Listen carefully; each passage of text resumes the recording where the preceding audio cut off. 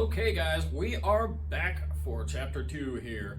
Behind me is the Abrasive surface grinder, and we got some detective work to do today.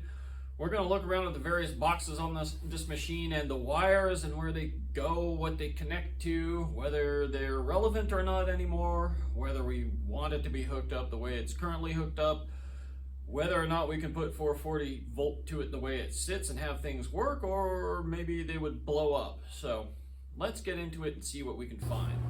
Okay, so this is actually future me from a few hours ahead of time, coming to you from the beautiful machine shop desk corner of the Promethean Knives shop, with a public service announcement. You're going to see a whole lot of just kind of trying to figure stuff out and head scratching coming up here in terms of the electronics. And with what I found in the end, I could have just edited a bunch of this out, but I figured I would pretty much leave it in so you guys can see that, like, you'll see that I am not an electrician.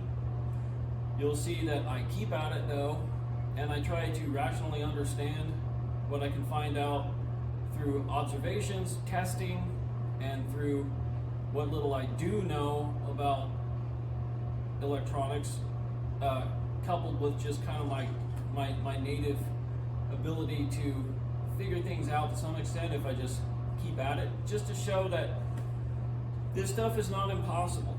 You can figure stuff out on old machines, even if you're not an electrician. Just do a little research. I mean, you can Google things to try to help yourself. Look on forums. Practical Machinist is a big help.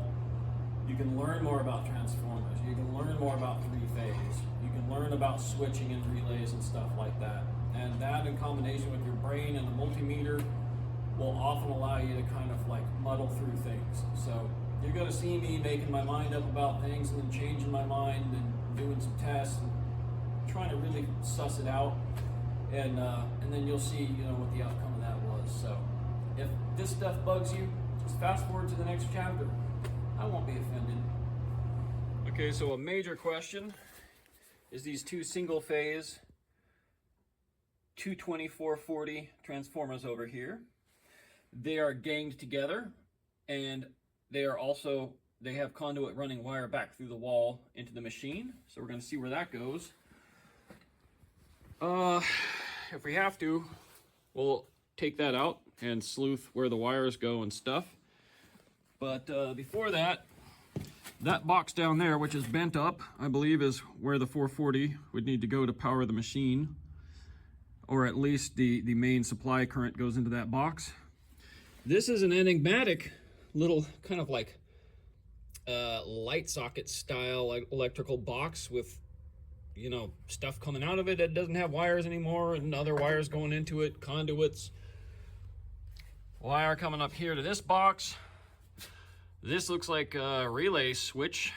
It's a switching station that goes through here. I don't know what that is, a thermal overload perhaps, but it has 3 legs of power going through it. So 3-phase, not surprising. And that's going down to some other wires that hook up to the 440 volt motor. This is not a dual voltage motor, so I believe at least part of this machine has to be 440 volt, because those 2 transformers ain't supplying enough current. They're 1 kVA each. Here is the rapid motor for the spindle vertical travel. I think that the power going through these 2 boxes is going, from what I can trace, those wires are going to those wires and going up to the rapid motor. So whatever 3-phase is going through these boxes is going up there. So one possible theory is that the rapid motor up there is dual voltage and it's now wired for 220, or it's been replaced with something, which seems less likely. That's 220. And that they were running the rapid motor from those 2 single-phase transformers ganged in delta to make 3-phase 440. And also them being 1 kilovolt a piece probably still would supply enough current for, I mean, that's what, like a 3/4 horse motor up there, so it would probably work. Why would they do that? I don't know, when you still need 440 volt to run the 5-horse motor, but we'll just dig in there and see what's what. I'm gonna go take the lids off those transformers next and see where the wire goes, test some continuity. So after a little investigation, you pretty much can't get into those unless you unbolt them.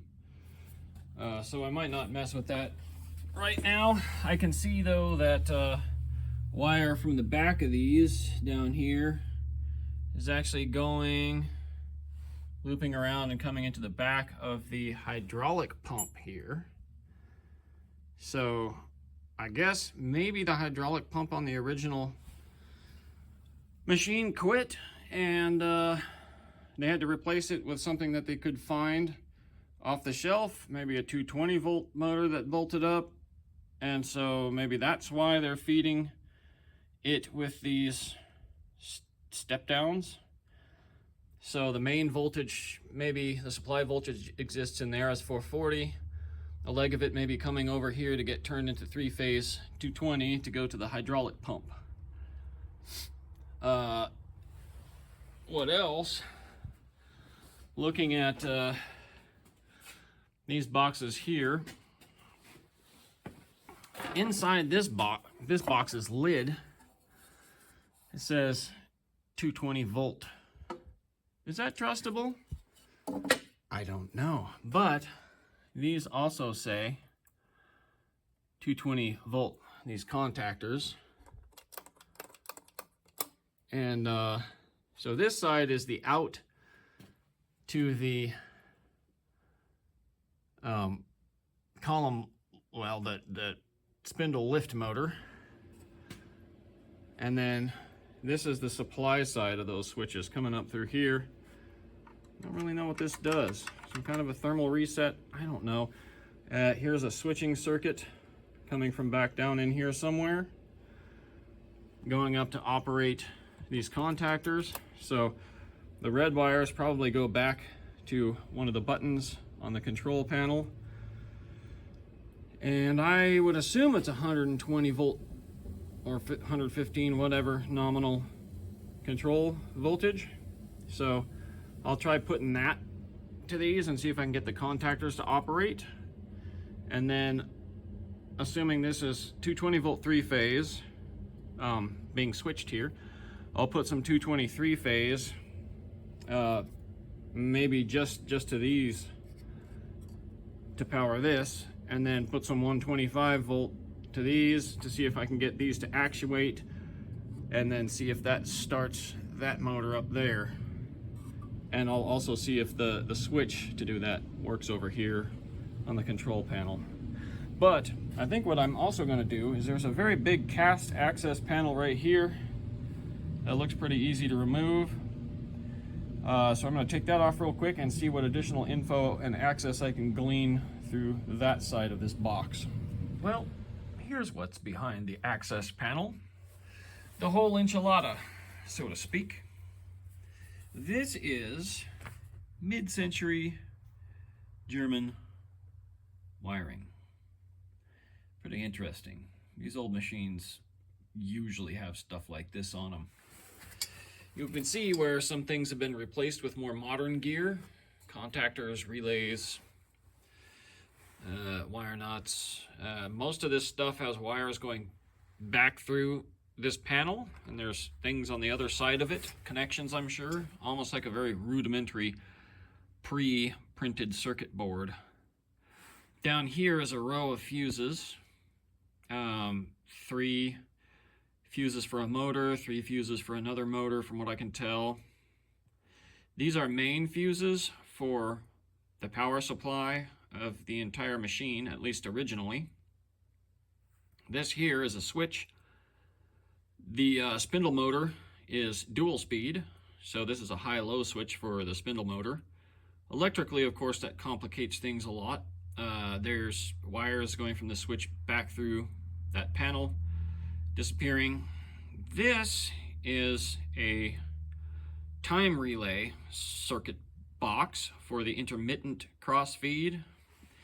How do I know that? I'll show you in a minute. This is a main control contactor, I believe. And then there's just a bunch of other contactors and relays and stuff throughout here.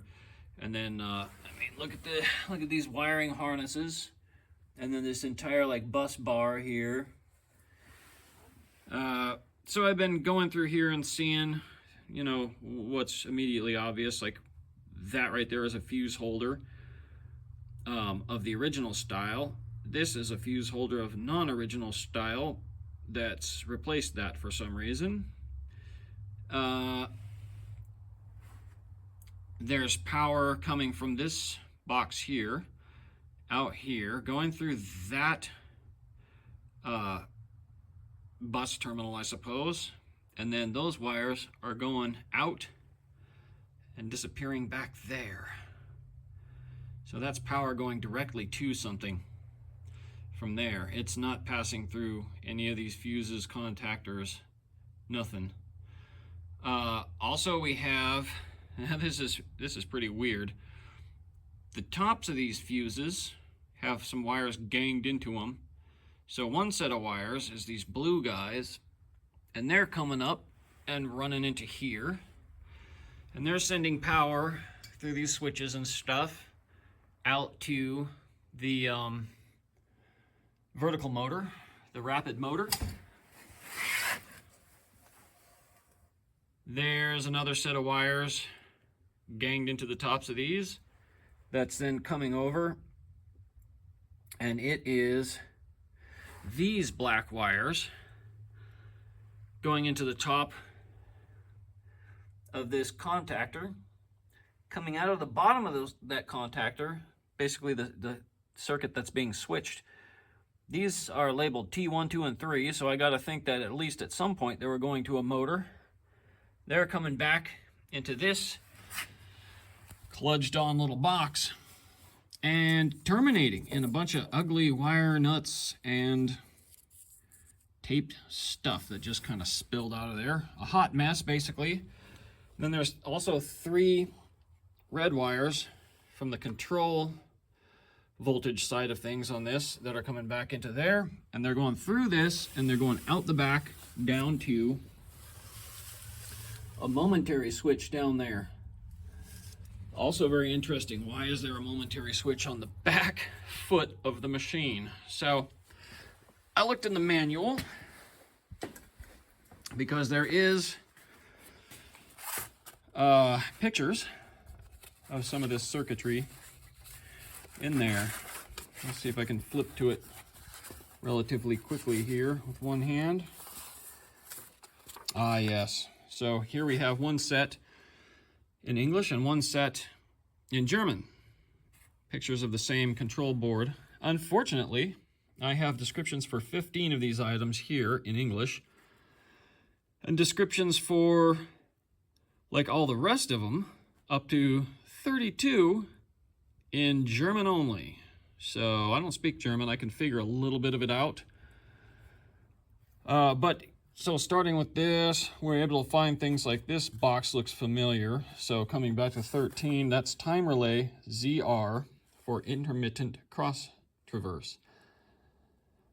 So we find out about that. We find out that these are fuses for motors in the bottom row there. But this is really not the same exact board that exists in the base of that machine. This is a 2-piece board. Part of it was in the door, and they were leashed together with cables here, so when you swung the door open, you had access to both of these panels. Well, here's the inside of the door there. Nothing. And a lot of these things, like this main contactor and this time relay, exist actually over in this panel that's on the machine. So it's probably a later model or an earlier model. I don't know. It's been consolidated to just exist in this panel. The bus bar, this big bar here, and these fuses here, a lot of that stuff is the same. So there are things that I can tell from this, but there's a ton that I can't tell from this that I'm just going to have to kind of figure out on the fly. I'm also contacting the guy that I got this machine from. I don't believe he ever had it running, but he may have put some work into getting it running at some point, or maybe he would have some inkling of what the previous owner did with it. You know, it's something anyway. I'm going to try to talk to him, see if he knows anything. And if he doesn't know anything about why part of this machine runs on 220 and part on 440, I'll just have to go from there. So, wish me luck. So here is the back of the machine. And there's a switch right there.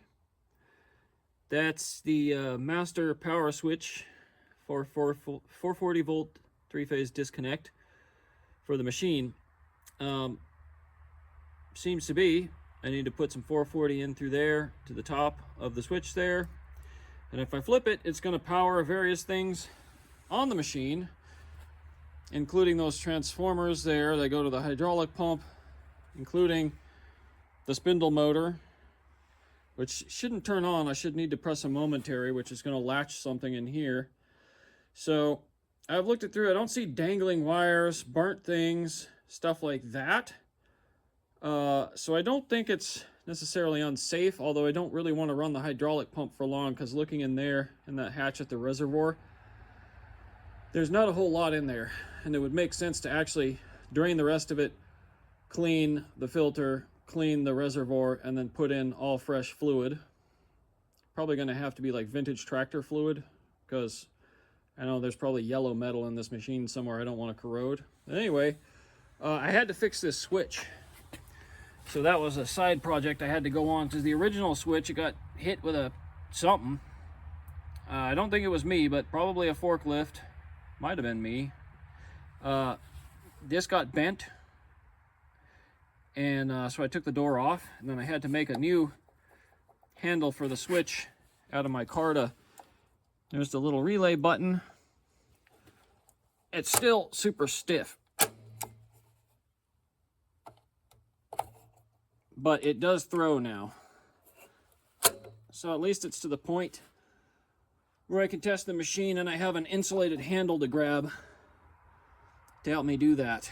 So should have used black micarta for style points, but the stock I had in the right dimension was that stuff.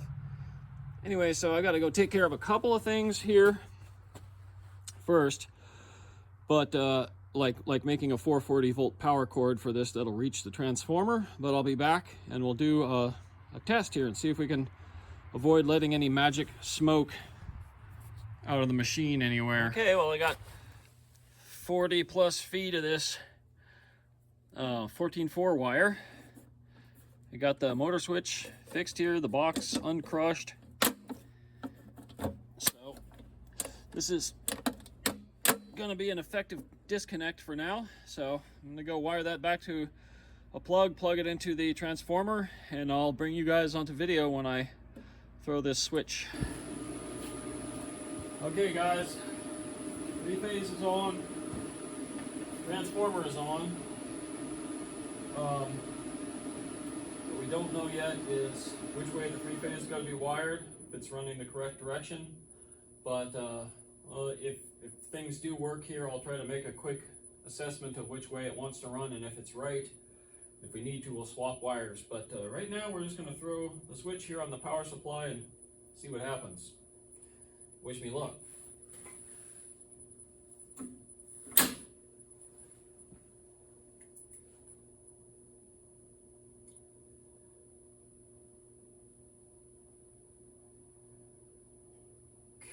Okay, nothing immediate. I guess that's good. Let's go over here and try to mess with some stuff.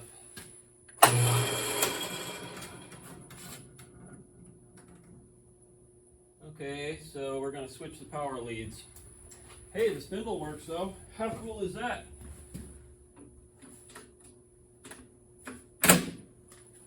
How cool is that? Okay, let me switch some power leads and then we'll try it again. And we're back.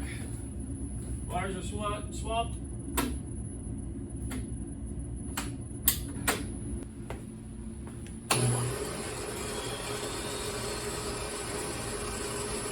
Okay. Let's spin it.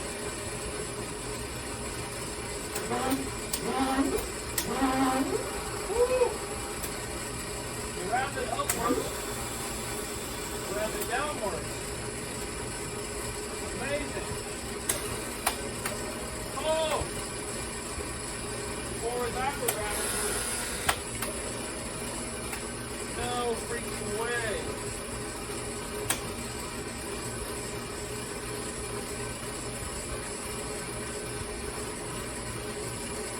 So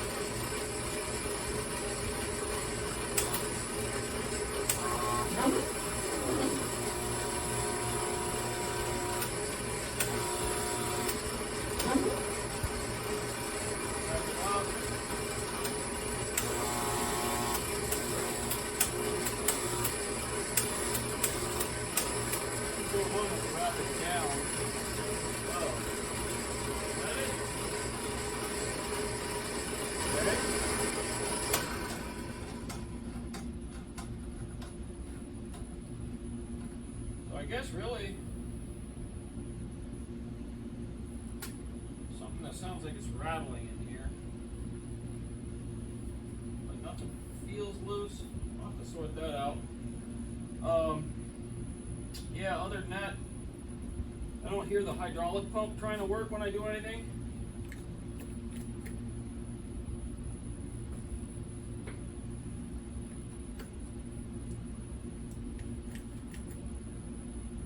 So,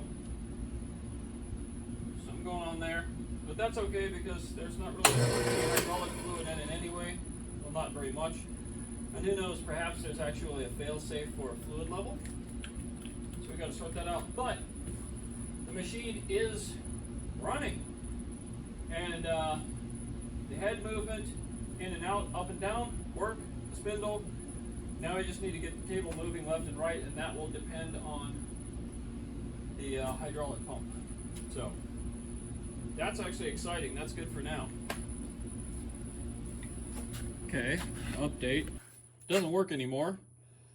Next time I tried to fire it up, I press the spindle start button and I just get a big hum, and obviously the lights flicker a little bit, so immediately shut it off.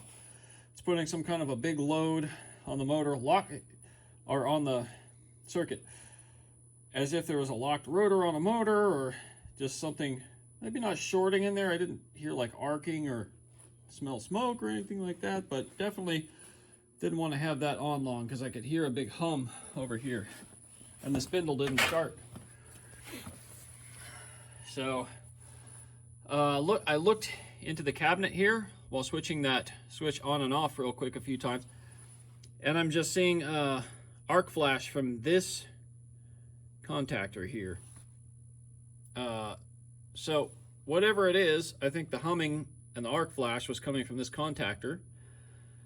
This is an Allen Bradley motor contactor rated for 10 horsepower at 440 volt. Pretty simple thing, 120 volt control voltage. So short of the contactor being bad, I doubt that's the problem. I think something else in this thing very quickly objected to having current passing through it again. So I took my multimeter and I tested what kind of power we were getting to the L1, 2, and 3 terminals here before switching. And between the first two terminals, I get 400 something volts combined. But between, like, this terminal tested to ground has maybe like 9 volts. And this one tested to either of the other two gives me 200 something volts. So this terminal is a lot weaker.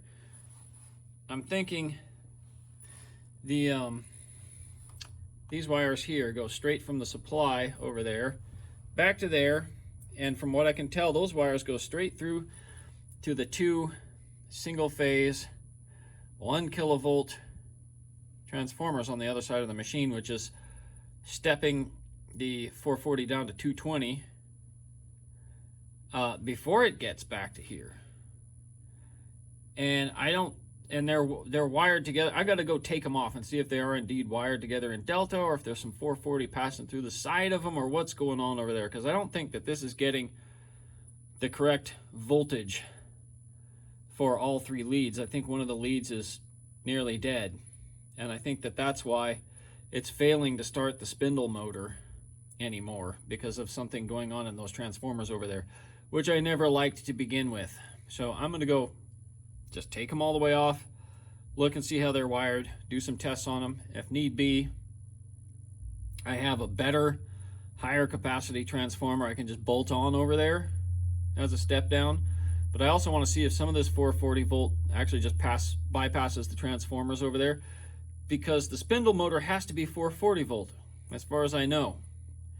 And it doesn't make sense that this main contactor that everything seems to go through would already be supplied with stepped down 220 volt, running everything on the machine, including the spindle. It doesn't make any sense to me. So I got to see how that motor is getting its 440 volt.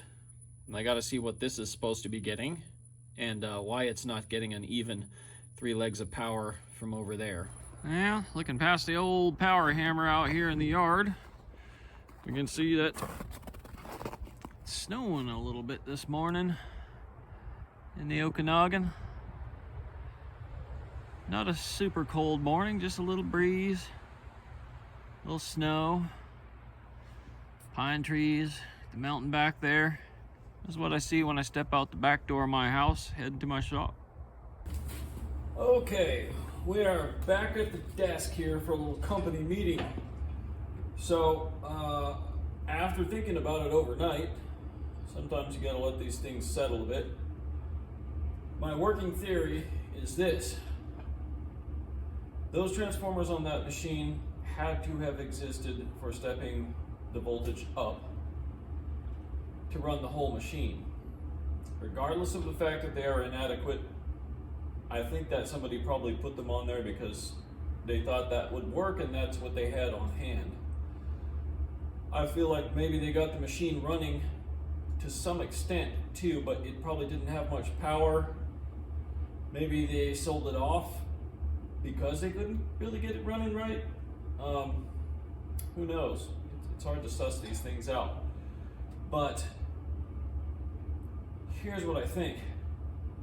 If those existed, if a native 440 power supply did exist when the last person had it running, it's hard to know why they would have wanted to step any of it down to 240 volt. I mean, I could see if they had to replace one or more of the original motors and they couldn't find a 440 volt one that would work. But I checked the motor on the hydraulic pump and it is the original motor, which is not a dual voltage motor, it's 440 only. So it has to be run on 440. And the spindle motor has to be run on 440. And the other motor involved up top, it looks to be the original motor too. So I don't think that they would have been stepping voltage down to run major parts of the machine. If anything, they needed a control voltage. So there probably should have been some sort of transformer on the machine from the start to step the 440 down to give a 120 volt control voltage. So we may have to deal with that. What I think though is that they didn't have 440. They wanted to step it up from 220. All they had was those 2 transformers, so they hooked them up in open delta. Problem is they're 1 kVA apiece. So even if they added up to the full 2 kVA of those combined, which it won't because the efficiency isn't very good on that configuration, that's still going to be about 2 2/3 horsepower max capability, where the spindle motor alone is about twice that. So it would not have been an adequate power supply for the machine. So what I'm going to do is I'm going to go over, I finally took the transformers off enough to where I could get the bottom open and look at all the wiring connections. So I'm going to go lay on the cold floor there and look at the wiring connections in there and make notes of them. I've drawn a little diagram of the 2 of them here with the hot wires going to them and then the leads coming out of them and a neutral, because I see that there's 4 wires coming out of them back into the machine when only 3 wires came in, so I'm thinking that one of them is probably the neutral for our control voltage. We'll see. Anyway, I'm going to go climb under there and take some trusty dusty notes, and then we'll see if they are in fact hooked up open delta and if the supply side should in fact be low voltage, because I put high voltage to the supply side. After talking to some people, I was convinced to just go ahead and cowboy it, which I knew deep down I shouldn't have done. What I should have done is just kept kind of questioning things. I should have taken these apart. I should have checked the wiring first, because if what I did was wire high voltage to the low side of the transformer here, one or both of those transformers could possibly be a bit cooked. Now, if that's the case, it ain't the end of the world. We're not going to be using these transformers anymore to try to get our machine voltage. I have a better, bigger kVA transformer that I can put into service if I need to for a control voltage, but we have 440 volt. I have a 45 kVA 440 volt transformer over there feeding most of my machines, so that won't be a problem.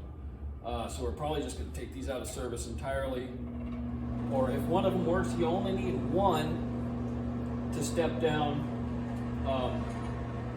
We only need to grab, well, no, that's not true. We might still need both of them, but we may need to create a control voltage. We'll see. Let's go over there. And here we go. Got my flashlight.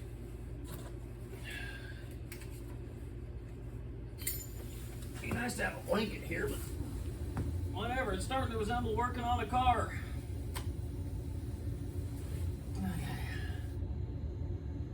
One's hooked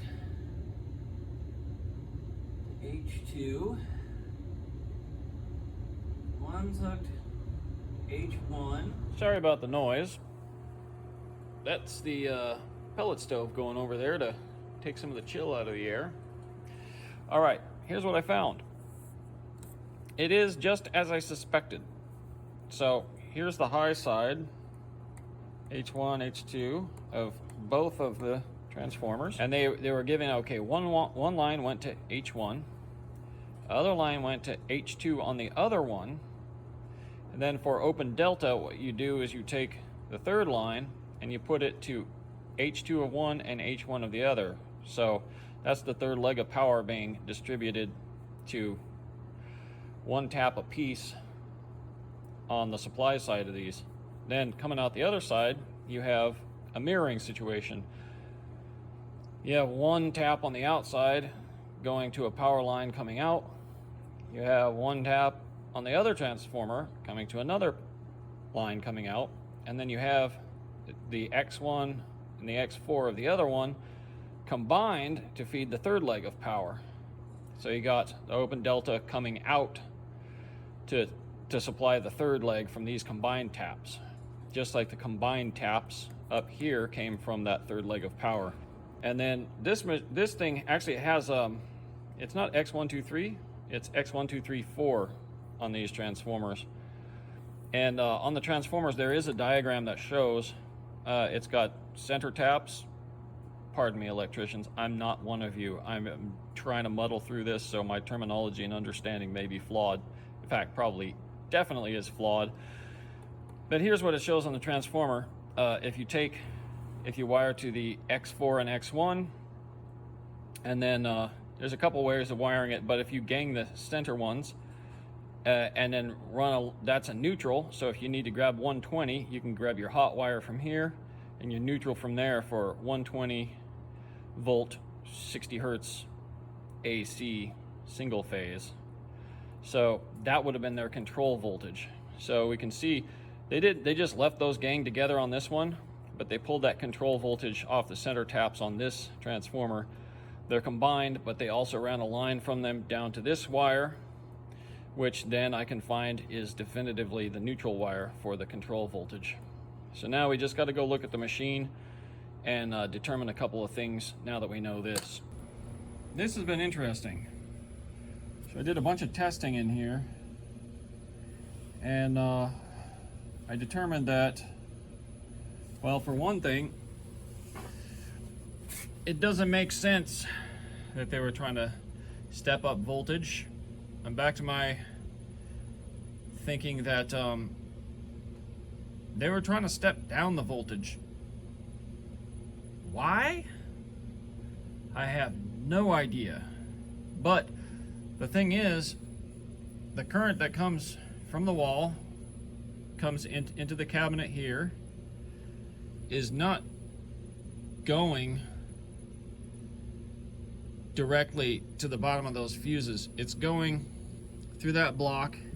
It's this bundle of 3 wires. It's going through there, it's going over to the transformers, and when it hooks to the transformers, it's hooking into the H terminals, H1, H2 on both of them.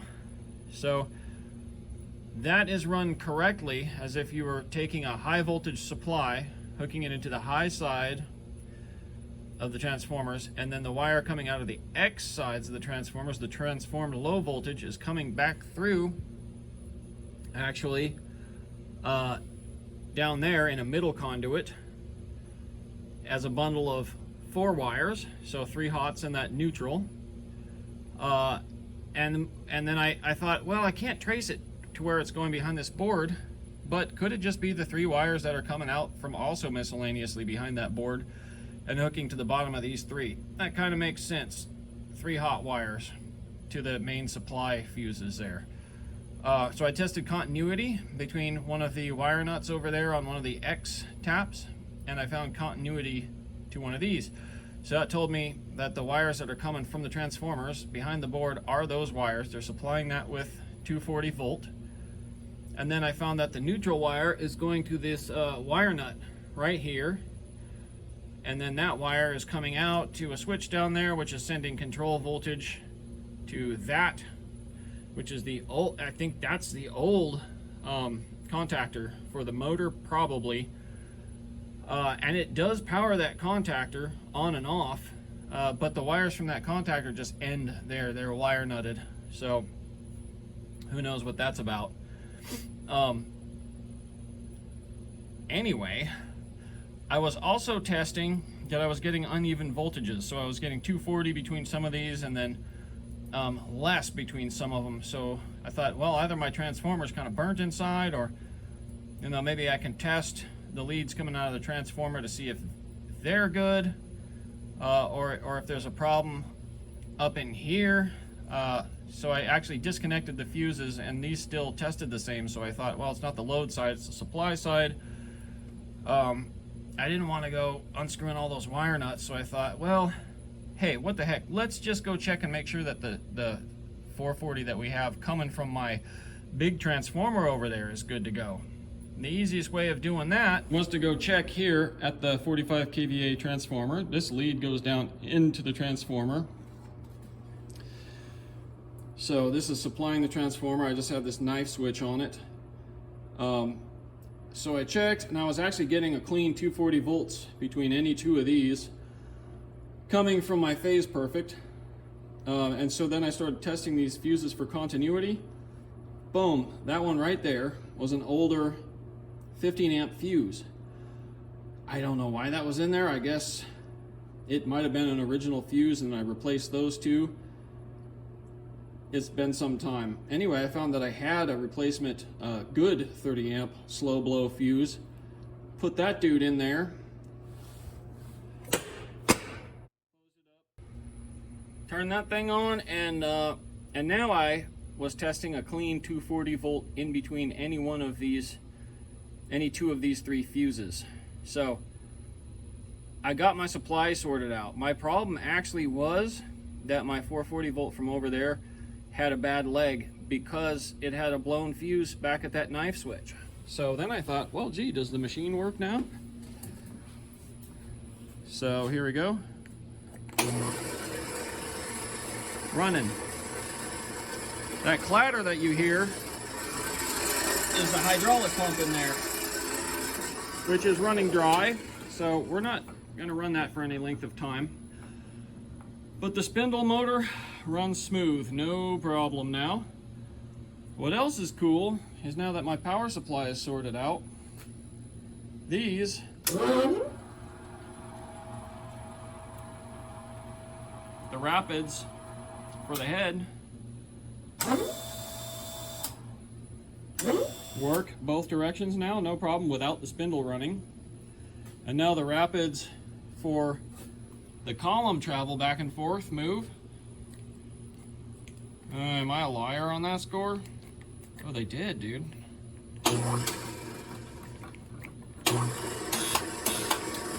Now they are working with the spindle running. I feel like before I had them running without the spindle running.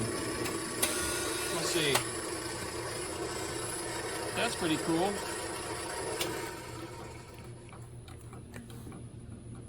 yeah, I guess it's just the rapid up and down that's working without the spindle running.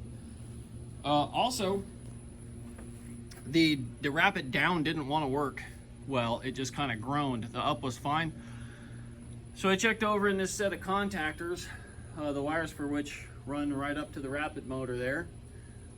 And I could see the up contactors latching, but the down contactors were having some spark. So I investigated all of the connections here, terminals, and I saw that there was actually a missing screw on one of the down contactor outs. So I hunted up a screw. It wasn't in the box. I don't know what happened to it. I hunted up a screw, put one in there, tightened it up. I tried this again, and now the rapid down works just fine as well. Little contactor chatter, but I mean, I imagine that'll clear up with a little use or a little emery paper or something. Okay, hopefully this will be the last of these shaky cam pointing at the machine and just talking a bunch clips. But I just figured something else out that's major. So I was pondering and thinking, why, excuse me, why would they ever want to take 440 volt they already had and then run the whole machine on an inadequate step down 220 supply? Answer is they didn't. When I started thinking about these wires coming from right here, they're going through a gang block here out the other side of these terminals. Then they continue as that bundle of 3 wires over to the transformers. So I had assumed that that meant that all of the power for the machine was in fact traveling through those 3 wires and through the transformers. Then I realized, as I thought about it more, that nearly everything in this whole board has also got wire outputs running back through to the other side of the board, and these terminals here are no exception. So while you can see that we have these supply wires going into this side of the terminal, out the other side it's actually ganged. There's a wire coming out the top, but there's also a wire coming out the back of those terminals and through behind the board. So there is, the main power is being split there, some to the transformers and some enigmatically heading off behind the board. So then I thought, well, I don't want to take that whole board out. How else can we figure this out? So I went to the terminals on the back of the motor. It's got 6 terminals, 3 for a low speed configuration and 3 for a high speed configuration. So I figure let's turn on the spindle motor real quick and then test voltages across those terminals. Lo and behold, I'm getting like 460 something volts between any 2 of the top 3 terminals. So while this motor might be switched by a 120 or a 220 relay, it's actually got 460 something volts heading boom right into that motor. So that is awesome. It's running on the full power it needs, and it is not dependent on those lame-ass transformers, which as a matter of fact aren't lame. They're just there to create some alternate voltages for things on the machine, such as control. And then thinking about it, I also realized that this old relay here that latches when I hit a button down around the bottom there, sending power to that wire-nutted circuit, that was probably just a 243 phase accessory of some sort. Coolant pump? Probably. Dust collection? Maybe. But this thing was rigged for coolant at some point. It has where is that? Over here on the floor, out of the way, is a coolant collection trough that actually goes on the machine. So there was an external coolant reservoir and pump, and I bet you it was 223 phase, and it was controlled by that switch on the back of the machine. So pretty much everything about the major operations makes sense now. So now what I really got to do is deal with the hydraulic system. And then also at some point I'll plug in the DRO to see if it works. But electrically, this thing is enough of a known quantity and runs on the power supply we have. Probably has enough power there that I feel good about continuing with the fabrication project for the tracking and tension mechanism for the belt conversion. Well guys, that's it. I've reached the end of being able to play with the machine for today. Commercial concerns intrude. I make billets and sell them. I got a whole batch of billets made and sold. Now I got to go pack them up and ship them to the folks that were kind enough to buy them from me. So chapter 3 coming up soon, and thanks for sticking with me.